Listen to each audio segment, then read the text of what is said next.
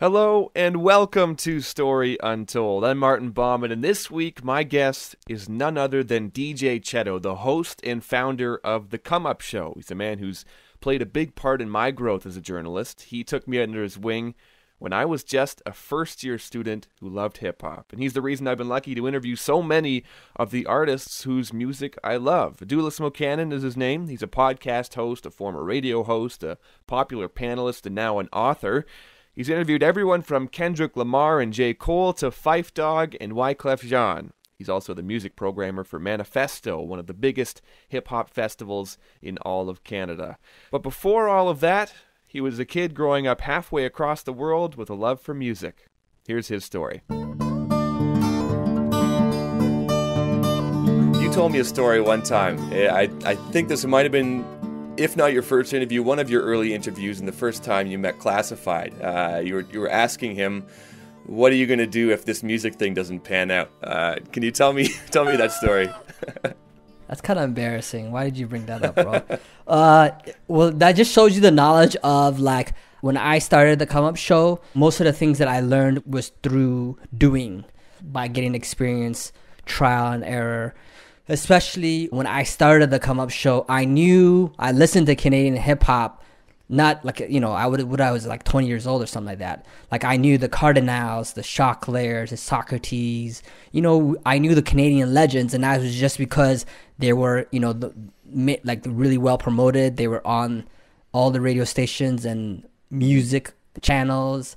But as I started to delve deeper into the Canadian hip-hop scene, I asked that to Classified out of ignorance, to be honest with you, because I didn't know that there was I didn't know there was Canadian hip-hop artists who were living off Canadian hip-hop, only in Canada.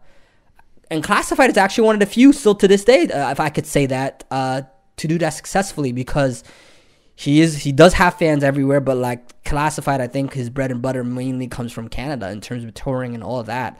So that's still even challenging to this day to like stay and get most of your money in Canada. So that was from not knowing, hey, like Canadian artists can do this, and it was that type of thing. And to speak of Classified, like how awesome of a guy is, he didn't take offense to that question when I asked him that. He's like, I'm doing all right. I just got a house. That's what he said to me. I just bought a house, so I'm doing well. So so that story was like me of not knowing there was this whole underground scene, Canadian hip hop scene, an underground scene that underground artists could eat and do well. That was like, I recently published an ebook called Stop Playing by the Rules. That was one of the things that I mentioned in there when I went to, say, like an Atmosphere concert or whatever. I thought I was naive. I was like, I was fresh to the thing, and I thought success meant that you had to sell as many records as Eminem. Like 1 million in a week was like the metric for you to be considered successful, and that was obviously not true.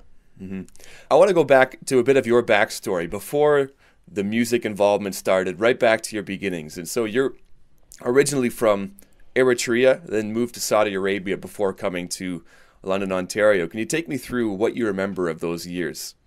Yeah. My family's from Eritrea, and to the people the audience and me listening doesn't know, because I'm used to giving the geography lesson. Eritrea is in the Horn of Africa, right above Ethiopia and by the Red Sea.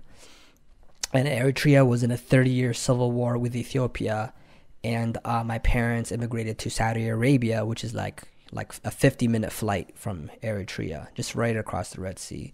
So my parents immigrated to Saudi Arabia for a better life, and I grew up there until I was 10 years old in 1996, and then my family moved to London, Ontario, because my dad's brother lived in London, Ontario. He said, you should bring them here.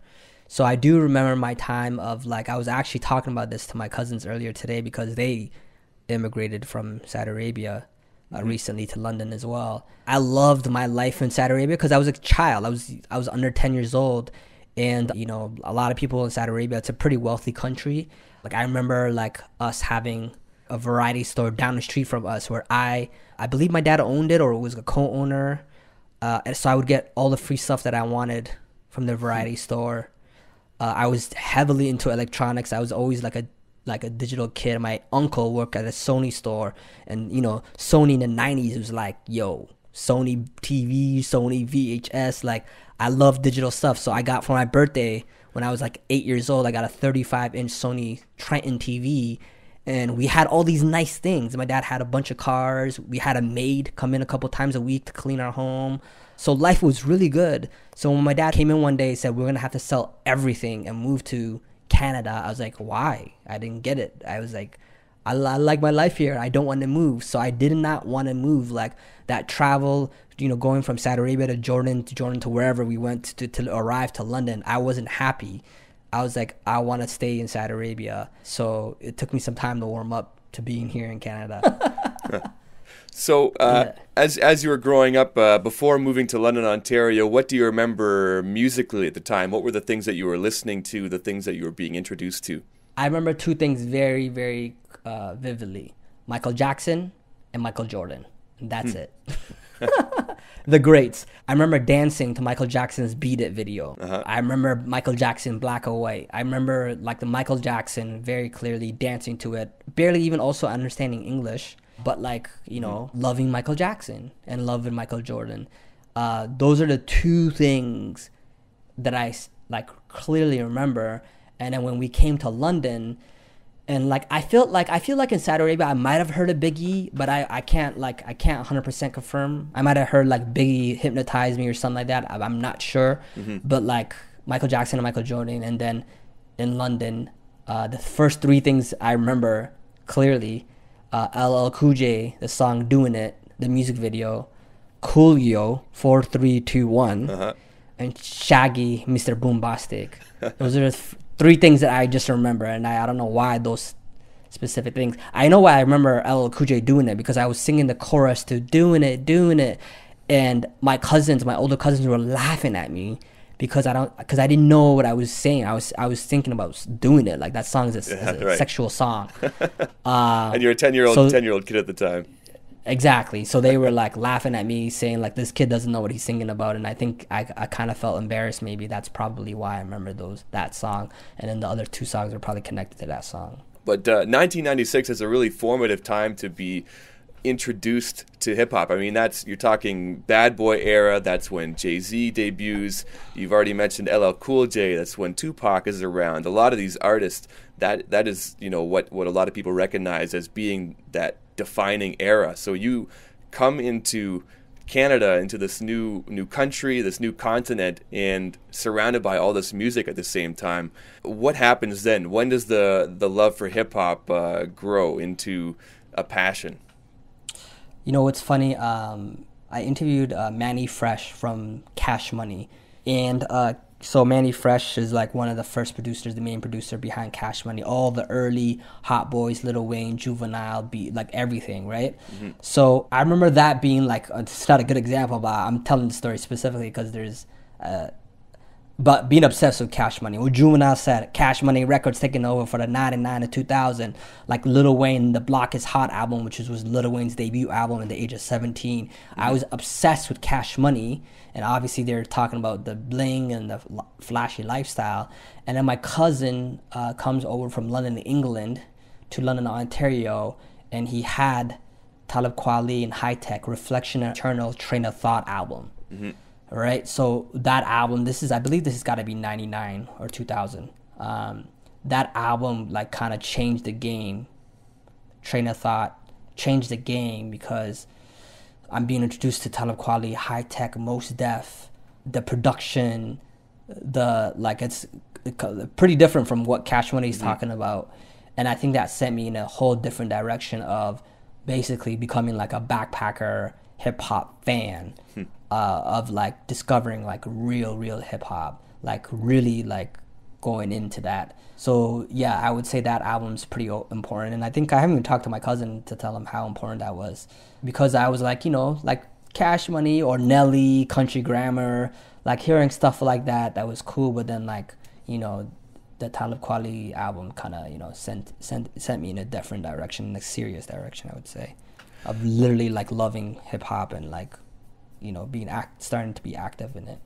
later on, you get to a point in high school and where some people might have a passion and they say, I want to be an MC or I want to be the next producer. You come at it from a different approach as far as the love of the genre. Yeah, I was the guy in high school. I always had an earbud in one ear. I would love to share what I'm listening to with another friend during lunch in the cafeteria. I started to burn CDs and make a playlist and a burn CD for friends. I even remember, this is probably in grade 9, grade 10, in the beginning of class. I don't know what it was, civics class or something like that. Before the teacher came in, I would take a chalk and write on a chalkboard, this is the song of the day. And my classmates, literally writing down on their notebooks the songs I'm recommending. And these would be brand new songs that I felt would be hot. And they would write these songs down in their notebook. That was really cool. So I was always that guy in the school bus, had music on, sharing an earbud. And I think where I started to I got the real taste of that, it was I got access to our sound system in our cafeteria. In our cafeteria is just where the auditorium happens, school dances or whatever. Mm-hmm. And the AV teacher gave me access. Mr. Ferguson, I think his name is. Shout out to Mr. Ferguson. He gave me access to the sound system during lunchtime to be able to play music for 45 minutes. Mm-hmm. So when I'm playing music for 45 minutes during lunch and the bass is booming and where I was playing the music from was on an elevated level, so I'm looking down at a cafeteria and, when I'm playing songs like Clips, the grinding or something like that, and my friends are eating their poutine or their chicken burgers and playing cards and bumping their heads, and, nodding their heads, tapping their feet, and really enjoying it, looking up on me, giving me props and smiling. That was whoa. That was that feeling of now it went from sharing music with one person at a time or a small class to playing music for I don't know, 100 people or something like that. And I was whoa, how do I do this? How can I do this? How can I figure how I can do this for the rest of my life? That was in grade 10, and literally after that lunch was done, the next class was careers class, where you found out what you wanted to do. Went to careercruising.com and searched to find how I could do this, and I found radio broadcasting. So I knew at age 16, at grade 10, what I wanted to do, which was radio. Do you think the timing of that just seems so perfect to me, to have that moment and then literally have careers class the next moment after that? It all lines up so perfectly. It's pretty amazing, yeah, man. it is. Yeah. April 19th, 2007. What do you remember about that day? It was 2 a.m. to 6 a.m. That was a slot. And the funny thing is, I was training at CHW, and before that, I think I had a one fill-in slot, around, it was probably December 23rd, 2006. It was around that time. And the reason why I remember that time is because it was Christmas Eve. I was at a community gathering with other Eritreans, and I said I was going to be on the radio, and they were all going to have a party after the dinner, and they were going to tune into me. Mm-hmm. So I had a house in Fleming, all my Eritrean friends tuned into me. So that was the first time I was on the radio. And what was kind of funny about that is because I had, my game plan was I had all the music programmed on my laptop, and I was going to plug in my laptop to the sound system. Remember, I think it was a Y cable that you plugged in. And there was no Y cable for me to plug in to the board. And the guy who was filling in was, an older man who had no idea about the technical aspects of how to do that. He's like, I can't help you. It's Christmas Eve. Nobody's going to help me this time. And it was a 12 to 2 a.m. or something like that. 10 to 12, 12 to 2. Mm-hmm. So I was lucky that I had my CD case with me. And I was playing music off my CD cases, so I was limited to that. But I was so nervous that I didn't talk for the first 30 minutes. I just played music. I was really nervous. And probably I didn't help myself knowing that at least 100 people would tune in to me. That was my community that I knew. They were all partying and tuning into me. And so when I first turned on the microphone and these guys, they're telling me this because they're having a party, And like when I turned on the microphone, I started speaking.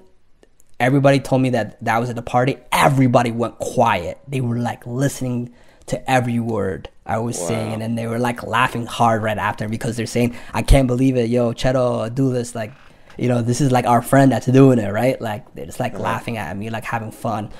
So I was that nervous being on a radio.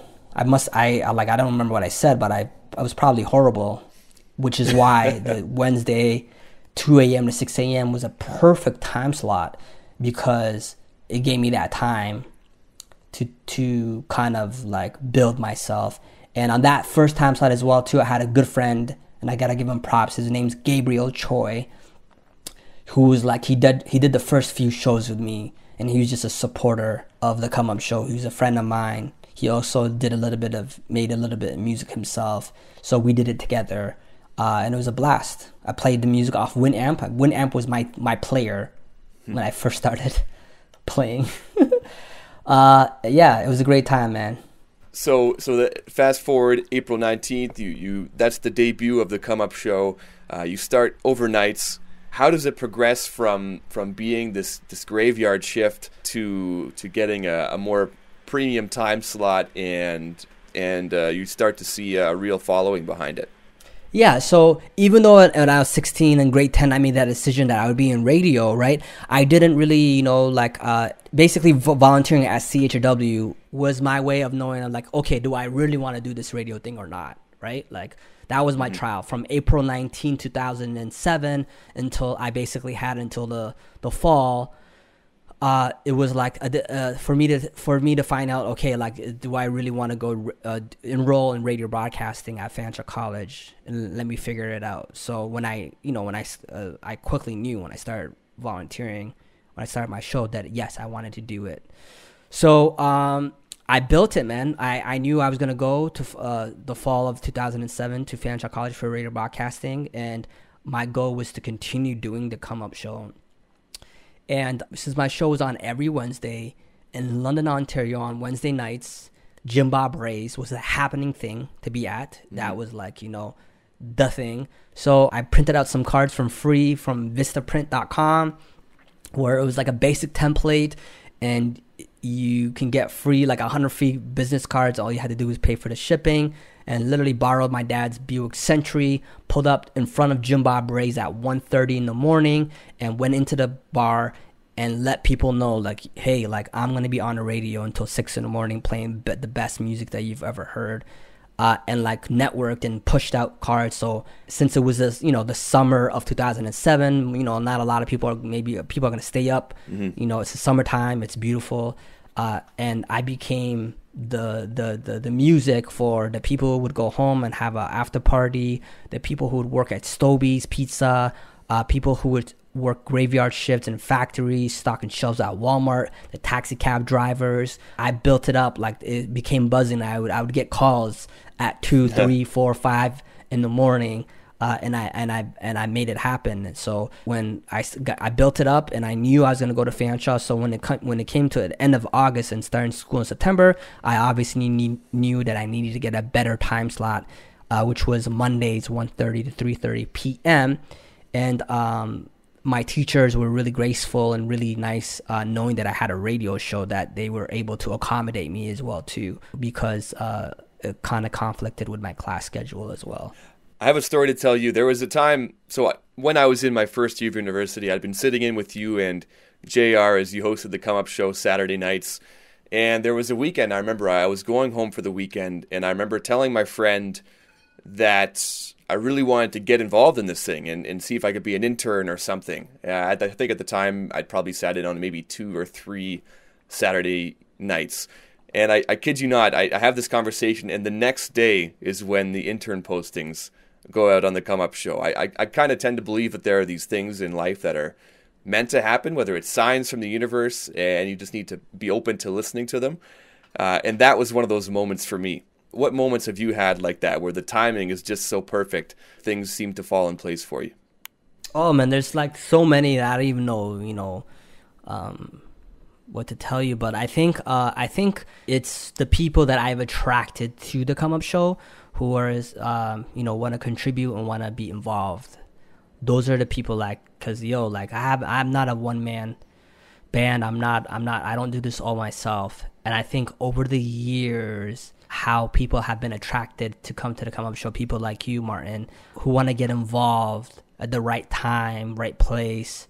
I think that was the key thing. And I think what took the Come Up Show to the next level is, like, when I was doing it, that time slot, 2 a.m., 6 a.m., even Mondays, 1:30, 3:30 p.m., that's not what took the Come Up Show to the next level. What took the Come Up Show to the next level is when, one of my first people who contributed, he was a skateboarder, and he was a listener of the radio show, and he was shooting video of himself, his friends, skating in the park, and he asked to see if he could bring his camera along to my interviews that he heard on the radio. Mm-hmm. So that was like a game changer, because now it went from a radio show. I did start a blog spot because I was getting so much music submissions that I'm like, I need another platform. I need another place where I can put this music up, because I'm only on the radio a couple hours a week. But then when we start going to, like, Grand Bend, and one of my first, like, interviews on video was Raekwon the chef, and getting that on video and uploading that to Facebook and YouTube was a game changer. And then from there, like, it was one video guy to, like, a team of videographers, editors, music writers, photographers, marketing, like, social media team, even to this day, I have a podcast editor and engineer. Like, it's just like those moments are where because I can get overwhelmed. I can't do it all by myself. And then the right people come into my life who are in that perfect position to help me out where I'm overwhelmed, to take the Come Up Show to the next level. That's happening, continues to happen.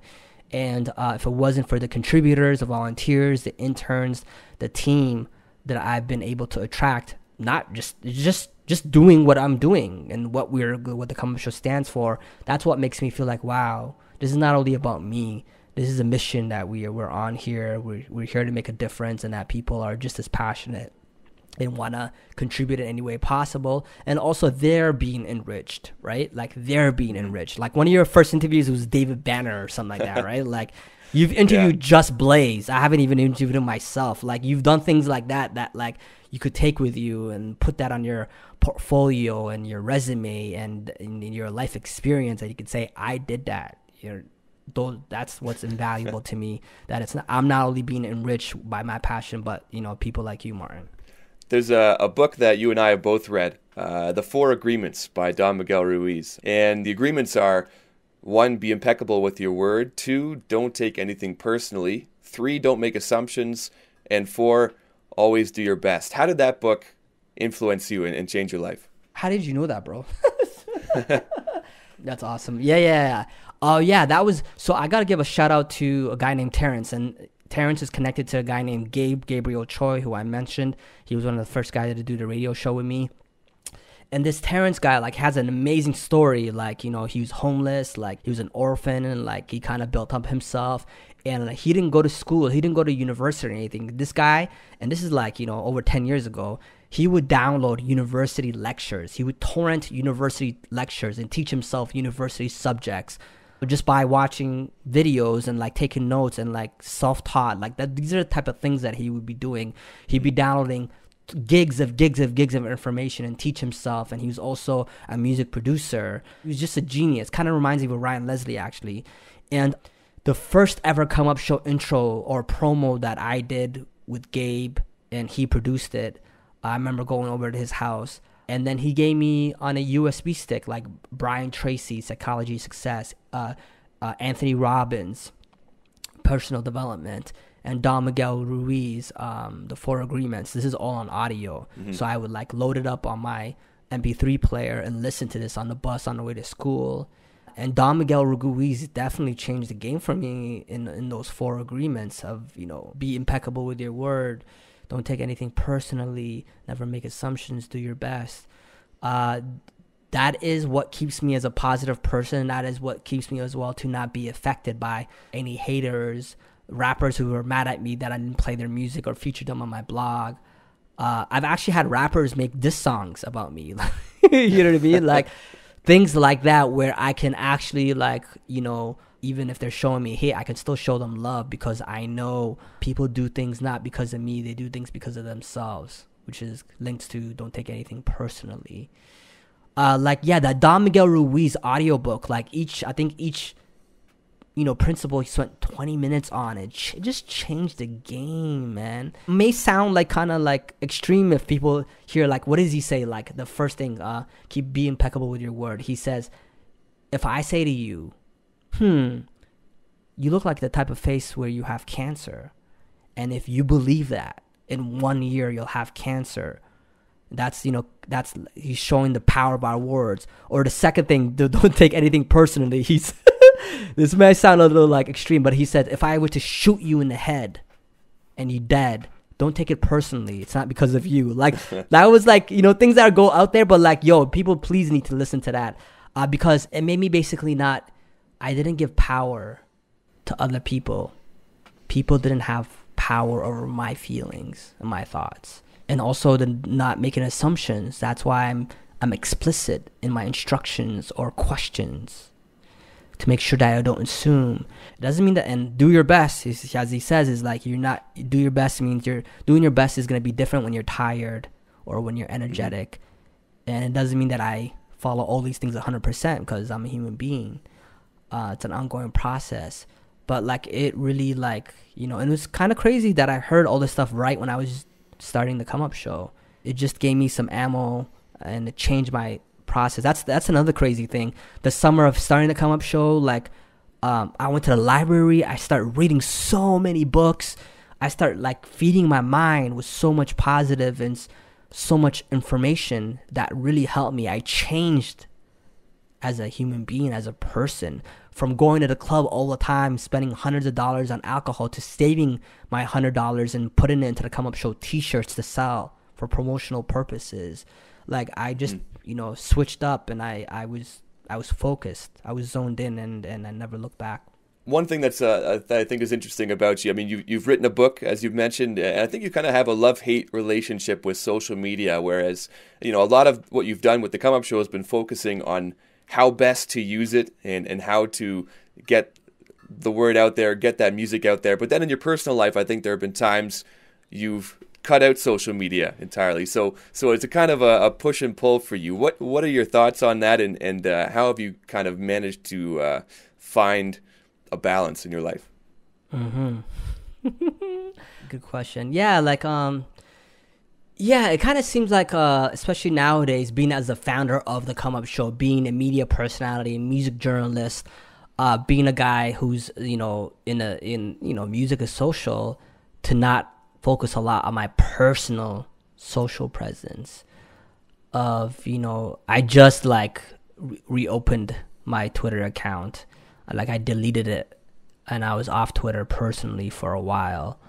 Same thing with Instagram. You're gonna barely find me. I have a private account. I just created it just to save my name, but I'm not posting on it. And I think it's just like a balance of like being focused, because you can be on social media and do a million things, but that doesn't necessarily mean you're being productive. And focus on things like, you know, the 80-20 rule, that 80% of your results come from 20% of your efforts.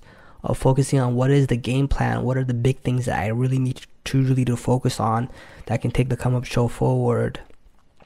And I think that some of the things is because because my work is public, right? I'm interviewing artists, I'm at concerts, I'm interviewing somebody every single week. You know, I was doing radio for 7 years, so I was on the radio. So a lot of my work was public. So I wanted to have an area of my life that was private to myself, right? Like my intimate relationships. And so I kind of like kept that to myself for my sanity, for my health. And yeah, and social media can be, you know, dangerous for your health, for your mental health. There's actual research on that now. You're always comparing yourself to other people. But a big part of that was like, you know, since a lot of my work was public, I wanted something to myself. And focusing, you know, rather than focusing on my personal social presence, I can focus on the come up show social presence. That doesn't mean I'm totally not using social media, but I can focus my efforts on the come up show's Instagram or the come up show's Twitter. It's the thing that I struggle with and challenge with, and like on and off. And if I find myself being distracted by social media, especially personal, like I just remove myself for it, because social media can definitely be distracting. Let's not say that we don't, spend hours on it. People spend hours on that every day, not accomplishing anything. And so it wasn't good for my productivity as well. There's, multiple reasons why I had to like cut back personally. There's a quote of yours that I want to read to you, and it's funny because I've come to believe the same thing. And this is a tweet that I just saw of yours yesterday, but it's too perfect. I have to ask you more about it in depth. So you said, the one thing I've learned from interviewing hundreds of artists is that everyone has their own path. You can look to others for best practices, but at the end of the day, you have to figure it out your own way. Tell me more about that. Yeah, like those are the common things that I'm learning from the hundreds of artists that I've interviewed. Because what I'm trying to do when I'm talking to artists in my podcast, I'm also trying to find patterns so I can pass that on to other artists, because I care about other artists, because they're the ones that keep me going through the power of music. And yeah, so everybody has their own journey. We hear things like, oh, it takes 10 years to be an overnight success. But there's also examples of an artist that I just interviewed a couple months ago, Khalid, who has a song called Location, which if people look that up, you definitely have heard it before. And he made that song Location a few months before he graduated high school. When he put it out, he just put it out on SoundCloud. He had no game plan. And people like Kylie Jenner are putting it up on their Snapchat, and it's gaining momentum. And by the time he graduates high school, he has a deal, a record label deal, a major label, like record label deal. And months later, he's on a world tour. So this guy's been making music less than a year, and he's basically he's made it. And then I'm talking to other Canadian artists or other artists who've been doing it for 10 years and they're still struggling. So I was like, how does that make sense? And I'm basically figured out, like, everybody has their own path, their own journey. You got to go through it, and you got to figure it out for yourself. Like, somebody can give you everything, tell you everything that they know, but there's still got to be, like, you still got to figure it out for yourself. You just got to try. You got to put in work. There may be best principles. There may be best things to do, but nobody has an answer for you, man. You got to figure out that answer. You can't Google it. I'm sorry. You got to, like, go through the things that you need to go through to make it. And that's the reason why, I've been to hundreds of panels and discussions and stuff. And I'm like, why do panels still exist? Why is there these keynotes still happening? Because I've been to so many of them. And I was like, I think why it's happening is because everybody has their own story, their own journey that you can learn from. And things are changing so fast that at the end of the day, you have to look within, and you got to go through it yourself. There is no shortcuts. I'm sorry, you can't avoid the pain. I'm sorry, you can't avoid the lows. You got to go through it, and you got to figure it out for yourself. So when you come out on the other side, you can tell us what you did, and hopefully we can be inspired off your story. I mean, and that's not just artists too. I mean, I think of what you're doing, what you're trying to do really doesn't have a roadmap either. I mean, you're in that same position yourself. Yeah, you're totally right. 100%. I definitely am. I am in that same position. And that's another thing, when I'm talking to artists, I'm feeling inspired off their journey. I'm also looking to see what I can learn from them, what I can get from them. I'm definitely on my own journey, and I'm still also, there's still things that I need to figure out on my own. I'm on my own journey as well too. Yeah, I have those downs, I have those lows, frustrations. I go through all those things, and what I'm trying to do is kind of difficult because I'm my goal is to build a media company that really makes a huge difference with up and coming artists, and especially out of Canada. That doesn't exist. What I'm doing does not exist, really. There's not too many models. So I'm going through it on my own as well too. Try to talk to other people who are smart, so on and so forth. But funny enough, I just met with Steve Lobel. I saw him at CMW last week, and Steve Lobel is like, is Bone Thug and Harmony's manager. Like, the guy has been in the industry for over 20 something years. He's an OG. So when I told him about the Come Up show and all that type of stuff, and he's like, you got to figure it out. He's like, you got to do it. You just got to do it. You just have to figure it out. You know, he was saying, I believe the guy who started Fader, I believe it was Rob Stone or something like that. He's like, yo, he figured it out. Nobody believed in him. Nobody thought it would go anywhere. You know, same thing with Mark Echo with Complex. They figured it out. And that's all he said. He said, you got to figure it out. You just got to do it. And I kind of find that more inspiring, more engaging than like, you know, him giving me an answer, because it's up to me to make it happen. And it's got to be out of my sheer will and just doing it and keep going forward. And that's a cool thing. I'm on my own journey as well too. And when I get to where I need to, you know, I could share that with people. But yeah, we all have to figure it out. We're all on our own journeys. There's something I think liberating too about that, when you realize that people that are quick to give advice to others are just as clueless as the rest of us. Everybody's figuring it out for themselves. I think that's an empowering feeling when you realize that, and that ultimately, yeah, it is up to you to determine what you want to make of your future. Yeah, I'm you know, I've been a few panels, like that's what I'm going to say, because everybody has a different story, different journey, different circumstances.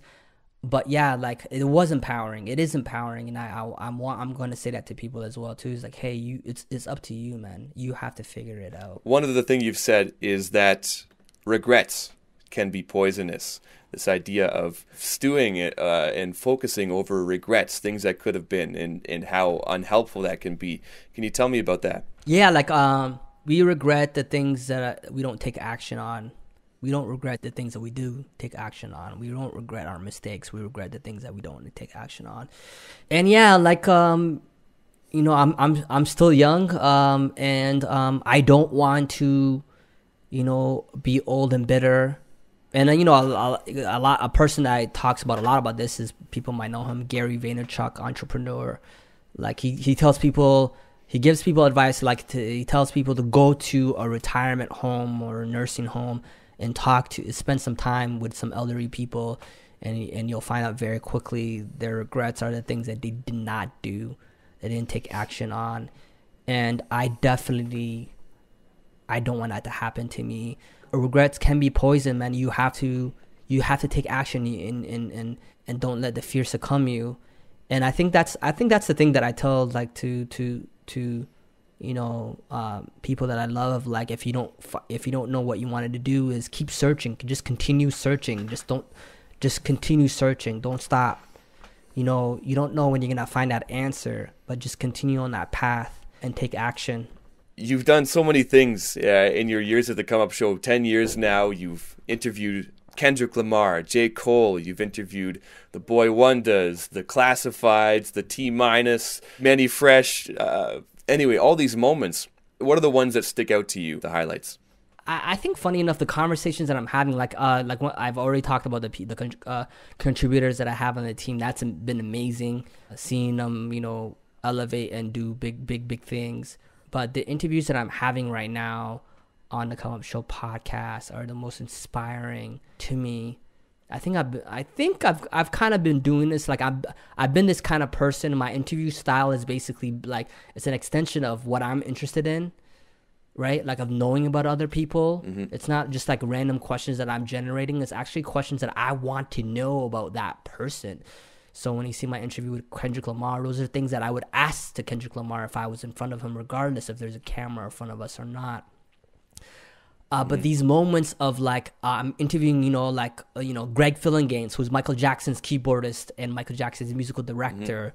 You know, I'm interviewing these people of importance, but the thing that is, like, really, like, sticking to me is I'm able to get them to be vulnerable, right? So, like, Michael Jackson's keyboardist, Greg Fillinganes. He was also Stevie Wonder's, Eric Clapton, George Harrison, and George Benson. He's telling me all these crazy stories. He's telling me that, you know, he played in the 70s in Kingston, Jamaica with Stevie Wonder, and Bob Marley opened up for them, right? He's telling me all these stories. And then he gets to the point where he says, I'll be honest with you, I'm going through a dry spell right now. I'm going through a rough time.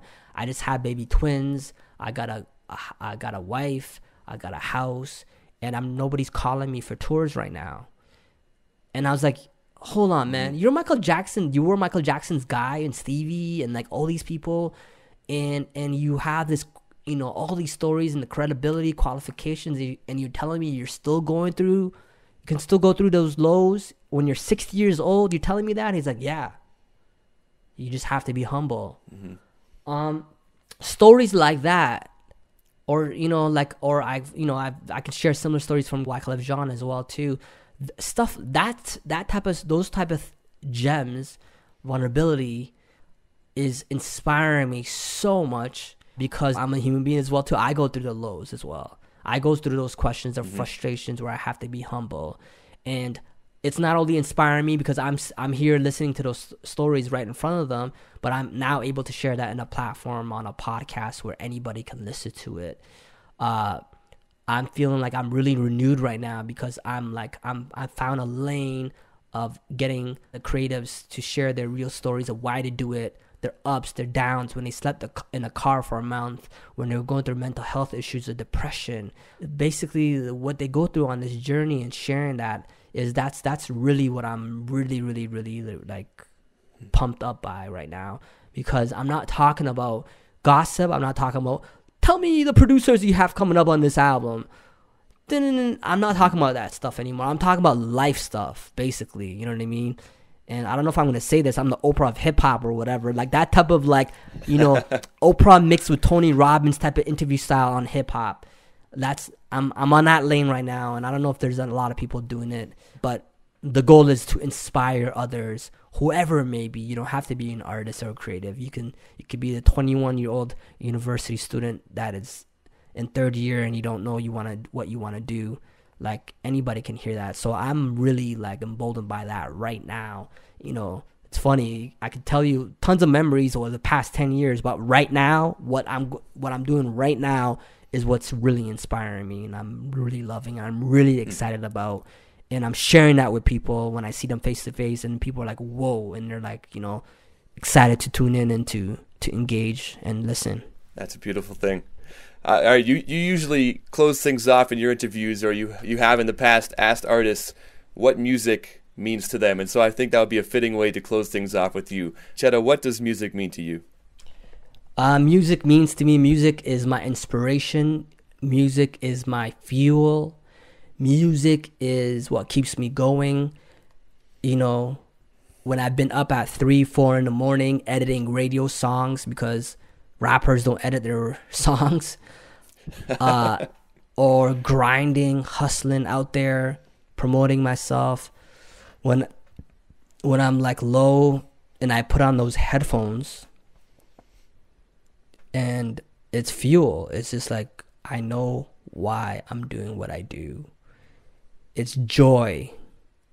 It's pure joy, bliss, and it's energy that I want to share with people. That's what I'm doing. I'm the reason why I'm doing what I'm doing is the way I'm feeling geeked, hyped, inspired, the love that I'm feeling for the music. I just want to share that with other people. That's how it started, right? That's all how it started. Whether it be sharing an earbud with my friend, or sharing that song or conversation with thousands of people, I just want to share. I'm basically, music is love. I'm sharing love. That's exactly what I'm doing. I'm just sharing the joy. I'm sharing the love that I feel from that music to other people, and I hope they can also feel that joy, that love, that inspiration. Thank you so much. It's been a pleasure. Thank you, Martin Baumann. Thank you for everything, bro. Thank you for your contributions as well to the Come Up Show, and I appreciate it.